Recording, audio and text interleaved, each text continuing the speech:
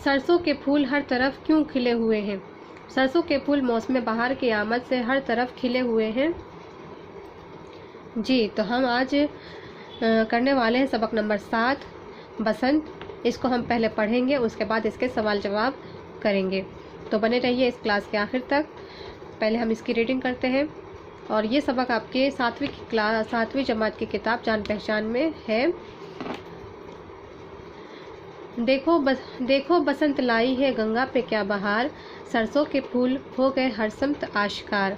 है कितनी खुशगवार हवा कोहसार की, हिंदुस्तान में है यही रुत बहार की।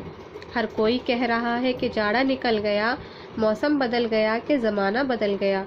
आमद बहार की है रहे क्यों उदास हम, पहनेंगे शाद हो के बसंती लिबास हम। हिंदुस्तान का ये पुराना शिआर है, सदियों से अपने देश की ये यादगार है। आओ वतन का हक़ मोहब्बत अदा करें, हम आंसुओं से प्रेम का बूटा हरा करें। तो ये मौसम बहार के ऊपर एक बहुत ही प्यारी सी नज़म है, गीत भी कह सकते हैं इसको। तो पहले इसके हम अल्फाज माने देखेंगे। बसंत, बहार का मौसम, बहार का एक त्यौहार।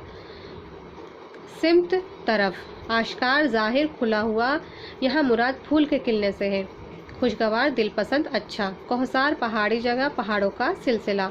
आमद, आना। शाद, खुश। बसंती, जर्द यानी पीला।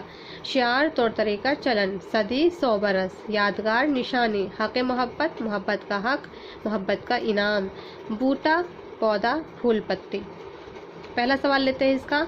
सरसों के फूल हर तरफ क्यों खिले हुए हैं? तो मैं हूँ आपकी संजीदा मैम, आपके लिए लेकर आती हूँ सबक और सवाल जवाब। तो ये क्लास आपको कैसी लगती है आप मुझे ज़रूर बताइएगा कमेंट करके, और अपने दूसरे साथियों को भी इस वीडियो को शेयर कर दीजिएगा ताकि वो भी फ़ायदा उठा सके, और चैनल को भी प्लीज़ सब्सक्राइब कर लें। अच्छा लगता है अगर आप इस चैनल से जुड़े। तो पहला सवाल है, सरसों के फूल हर तरफ क्यों खिले हुए हैं? जवाब है, सरसों के फूल मौसम बहार की आमद से हर तरफ खिले हुए हैं। सवाल नंबर 2, बसंत किस मौसम के बाद आता है? तो जवाब है, बसंत जाड़े के बाद आता है, यानी जाड़ा का मौसम निकल जाने के बाद बसंत का मौसम आता है। सवाल नंबर 3 है, मौसम बहार का हम पर क्या असर होता है, लोगों पर क्या असर होता है? जवाब है, मौसम बहार की आमद पर हम सब खुश होते हैं और बसंती लिबास पहनते हैं। बसंत का मौसम हम मनाते हैं, बसंत त्यौहार की तरह मनाते हैं हम।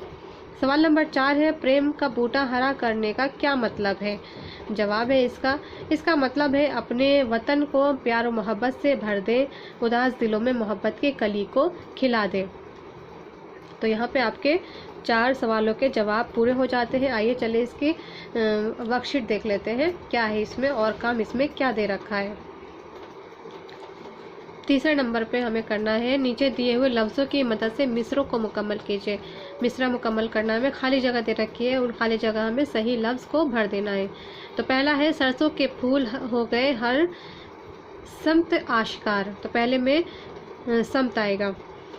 नंबर 2 है, कितनी खुशगवार हवा कोहसार की, यहाँ पे कोहसार भरेंगे। नंबर 3, मौसम बदल गया कि ज़माना बदल गया, इसमें हम ज़माना भरेंगे। चौथा है, आमद, यहाँ पे आमद लिखेंगे। आमद बहार की है रहे की उदास हम, सदियों से अपने देश की ये यादगार है, यहाँ पे यादगार आएगा। उसके बाद चौथे में हमें करना है, हिस्सा अलिफ और बे के सही जोड़ मिलाना में सही जोड़ मिलाना है। ये एक तरह से अल्फाज मतजाद है, यानी अपोजिट वर्ड दे रखा है, वर्ड्स और अपोजिट वर्ड दे रखा है, उनको बस हमें मिलाना है। बाहर का अपोजिट होता है खिज़ा, नफ़रत, मोहब्बत, फूल, कांटे, खुशगवार, नागवार, गर्मी, सर्दी। इसके बाद हमें करना है, हिस्सा अलिफ और बे के सही जोड़ मिलाइए, ये भी हमें जोड़ मिलाना है। अब हमें यहाँ पे शेर कंप्लीट करना है, शेरों को कंप्लीट करना है हमें। देखो बसंत लाई है गंगा पे क्या बहार, सरसों के फूल हो गए हर सिमत आश्कार। आमद बहार की है रहे क्यों उदास हम, पहनेंगे शाद हो के बसंती लिबास हम। हर कोई कह रहा है कि जाड़ा निकल गया, मौसम बदल गया कि ज़माना बदल गया। हिंदुस्तान का ये पुराना शिआर है, सदियों से अपने देश की ये यादगार है। तो हमने जोड़ मिला दिया यहाँ पे। अब हमें करना है छठे नंबर में खुशखत लिखना है हमें। खुशखत यानी अच्छी राइटिंग में हमें ये चीज़ें इन सब में भरनी है। ठीक है। बसंत, तो इन सब में मैंने लिख दिया है बसंत बसंत। बहार बहार बहार बहार बहार। आश्कार, इन सब में मैं आश्कार भर दिया है। कोहसार, इन सब में कोहसार मैंने लिख दिया। इसी तरह आपको भी लिखना है। शिआर, इन सब में मैंने शिआर लिख दिया है। इसी तरह आपको भी अच्छी राइटिंग में, अपनी राइटिंग में ये सारी खाली जगह भरनी है। 7वें नंबर में आपको करना है कि इस नज़म को ज़बानी याद करना, यानी ओरल आपको इसको याद करना है। बहुत ही प्यारी नज़म है, इसको ज़रूर याद करें आप, और अपनी सहेलियों को भी और अपने मम्मी पापा को भी ज़रूर ये नज़म याद करके सुनाइए। और जब बसंत का मौसम आए तो आप अपने स्कूल के स्टेज पे भी इसको पढ़ सकते हैं। ठीक है। तो चलिए यहाँ पे ये सबक को हम ख़त्म करते हैं, ये चैप्टर यहीं पे क्लोज करते हैं। और ये काम सारे बच्चे करेंगे। और ये क्लास कैसी लगी अपनी मैडम को ज़रूर बताइएगा, और इस चैनल को ज़रूर सब्सक्राइब कर लीजिए मुझसे जुड़ने के लिए और इस क्लास से जुड़ने के लिए। तो चलते हैं, मिलते हैं अगले क्लास में, जो होगा सबक नंबर 8। देखते हैं 8 में क्या पढ़ना है हमें। सबक नंबर 8 में हमें पढ़ना है तोते की चालाकी।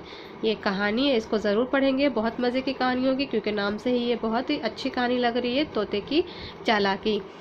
तो चलिए मिलते हैं अगले क्लास में अगले इस सबक के साथ। तब तक के लिए अल्लाह हाफिज़। शुक्रिया। इस चैनल को ज़रूर सब्सक्राइब कर लीजिएगा, ताकि मैं जब ये तोते की चालाकी वाला सबक लेकर आऊँ तो आपको इसका नोटिफिकेशन मिल जाए और आप ये सबक मेरे साथ पढ़ सकें। तो अल्लाह हाफिज़। शुक्रिया।